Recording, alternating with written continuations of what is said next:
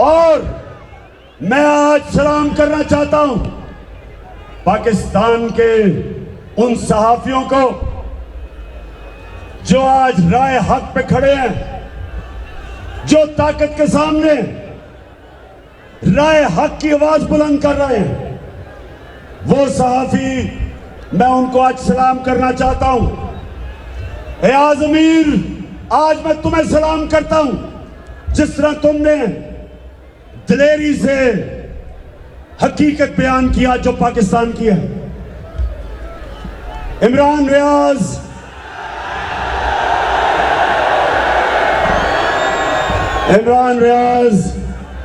तुम्हें भी आज हम सलाम करते हैं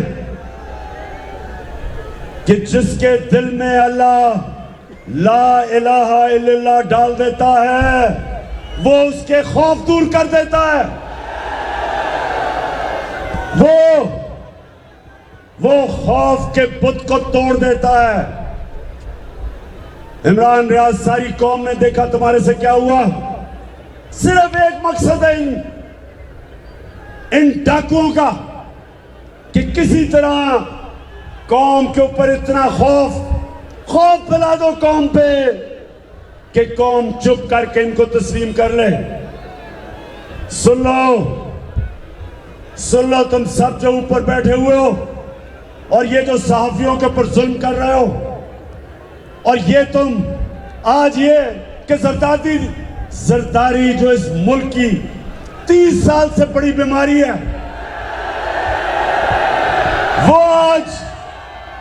वो आज तड़तड़ाता फिर रहा है।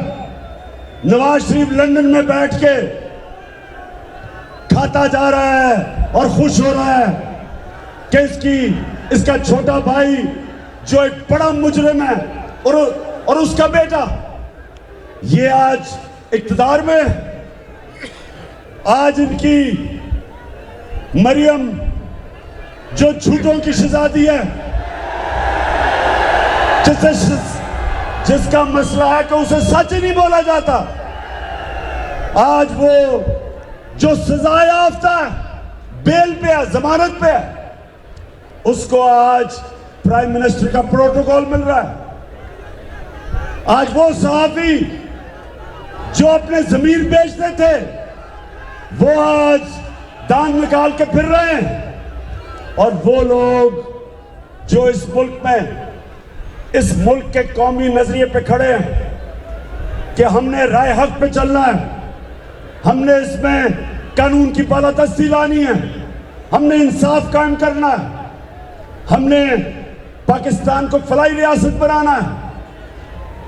आज उन लोगों के ऊपर केसेस, पुलिस के अंदर FIR, हलीम आदिल शेख जो अपोजिशन लीडर है तहरीक इंसाफ का सिंध में, उसको जेल में डाला हुआ है।